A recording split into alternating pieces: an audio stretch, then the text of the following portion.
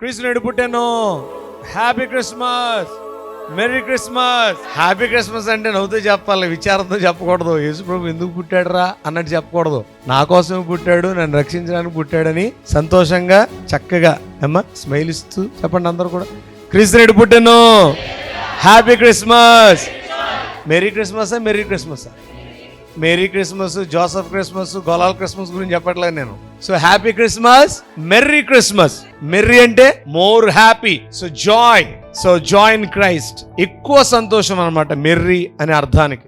కాబట్టి ఖచ్చితంగా RRY merry అనేటువంటి పదాన్ని మీరు నొక్కి చెప్పాలన్నమాట అండి. క్రిస్మస్ అన్న పండుగ చేసి కొన్న మెండుగా, క్రిస్మస్ అన్న పండుగ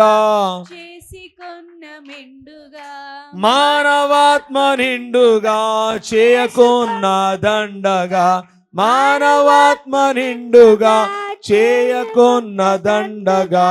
దేవదూత క్రిస్మస్, దూత సేన క్రిస్మస్, దేవదూత క్రిస్మస్, దూత సేన. ఈ క్రిస్మస్ పండుగ చేసుకుంటే మెండుగా, దండగా చెప్పండి. క్రిస్మస్ పండుగ చేసుకుంటే డబ్బులు అయిపోతాయి, దండగా. క్రిస్మస్ పండుగ చేసుకుంటే భోజనాలు ఎట్టాలి, దండగా. క్రిస్మస్ పండుగ చేసుకుంటే పాస్టర్ గారికి బట్టలు ఎట్టాలి, దండగా. క్రిస్మస్ పండుగ చేసుకుంటే ఒక 20,000 లిగుతాయి మా కుటుంబంలో బట్టలు కొనాలంటే, దండగా. క్రిస్మస్ పండుగ చేసుకుంటే సంఘాల్లో డబ్బులు ఇవ్వాలి, దండగా. ఇలాగ ఎవరైనా ఆలోచన చేస్తారండి? నిజం చెప్పండి, మీలో ఎవరైనా ఇలా ఆలోచన చేసేవాళ్ళు ఉన్నారా? చెప్పాలి.